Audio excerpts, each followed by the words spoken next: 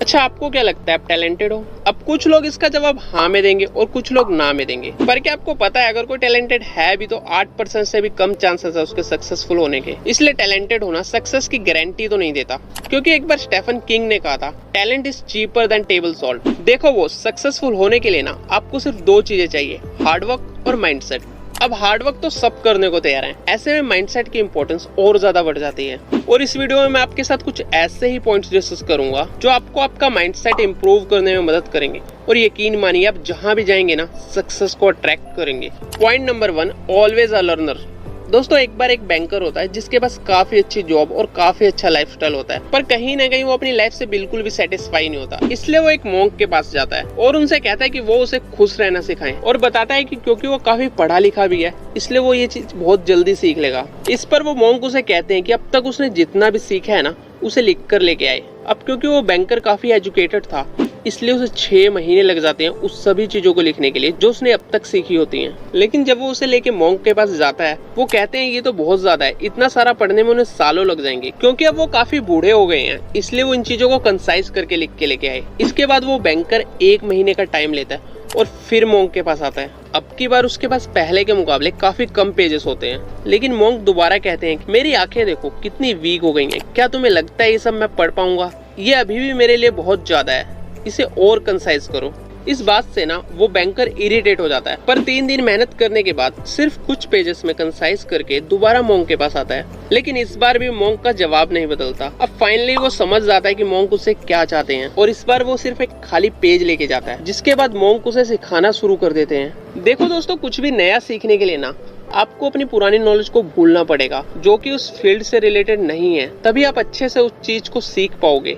Point number 2, be positive always.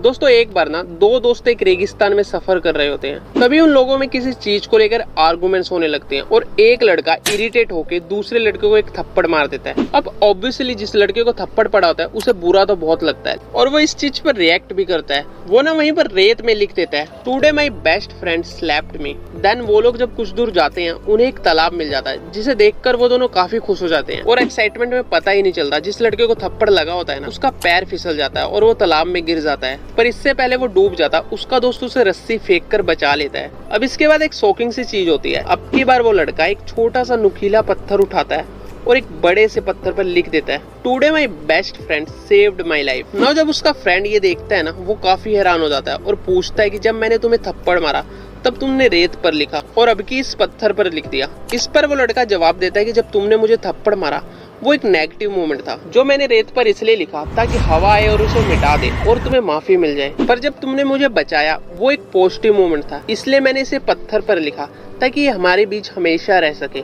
Point number 3, work on your habits. एक लड़का जो कि अपनी बुरी हैबिट से काफी ज्यादा परेशान होता है, जिसके लिए वो अपने टीचर के पास जाता है और उनसे हेल्प मांगता है। उसके टीचर उसे लेके एक गार्डन में जाते हैं और एक छोटा सा पौधा उखाड़ने को बोलते हैं, जिसे वो लड़का बड़ी आराम से उखाड़ देता है। देन वो उसे एक थोड़ा बड़ा पौधा उखाड़ने को कहते हैं। इसमें उस लड़के को थोड़ी मेहनत तो लगती है, लेकिन वो उस पौधे को भी उसकी जड़ों के साथ उखाड़ देता है। इसके बाद उसके टीचर उसे एक बड़ा पेड़ उखाड़ने को कहते हैं। अब काफी ट्राई करने के बाद भी ना वो लड़का उस पेड़ को हिला तक नहीं पाता। फिर टीचर उसे एक्सप्लेन करते हैं कि हमारी हैबिट्स भी इसी तरह होती हैं, ये जितनी पुरानी होती जाती हैं उनकी रूट्स उतनी ही अंदर तक चली जाती हैं और उन्हें निकालना भी उतना ही मुश्किल हो जाता है। इसलिए जितना जल्दी हो सके बुरी आदतों को छोड़ दो। Point number 4, procrastination.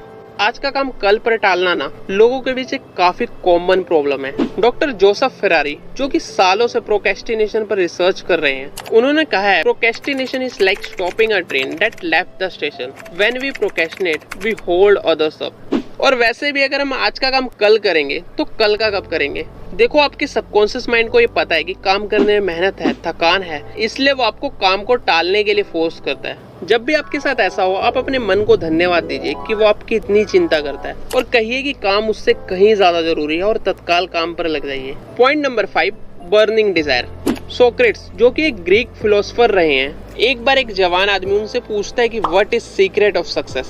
वो उस आदमी को अगले दिन एक नदी किनारे आने को कहते हैं, और जब अगले दिन वो लोग नदी किनारे मिलते हैं, सोक्रेट उसे अपने साथ नदी में चलने को कहते हैं। नौ जैसे ही वो नदी के थोड़ा अंदर जाते हैं, सोक्रेट उस आदमी का सर पकड़ के पानी में झुका देते हैं, जिसकी वजह से वो आदमी काफी हेल्पलेस फील करता है, और सोक्रेट उसे तब तक नहीं छोड़ते जब तक उसकी हालत काफी खराब नहीं हो जाती। अब जब सोक्रेट उसका सर पानी से बाहर निकालते हैं, वो लड़का थोड़ा रिलीफ फील करता है और गहरी सांस भरता है। सोक्रेट उसे पूछते हैं कि जब तुम पानी में थे, तुम सबसे ज्यादा किस चीज की जरूरत थी? लड़का जवाब देता है हवा। सोक्रेट कहते हैं बस यही सीक्रेट है सक्सेस का। जब सक्सेस तुम्हारे लिए इतनी जरूरी हो जाए जितना कि तुम्हारे लिए सांस लेना, तब तुम जरूर उसे पालोगे। देखो दोस्तों, बर्निंग डिजायर वो चीज है जो हमें हमेशा हमारे टारगेट से ना कनेक्ट करके रखती है। इसलिए किसी गोल को पाने के लिए जितना स्ट्रॉन्ग हमारे अंदर डिजायर होगा ना, उतने ही ज्यादा चांसेस है कि हम उस गोल को हिट करेंगे।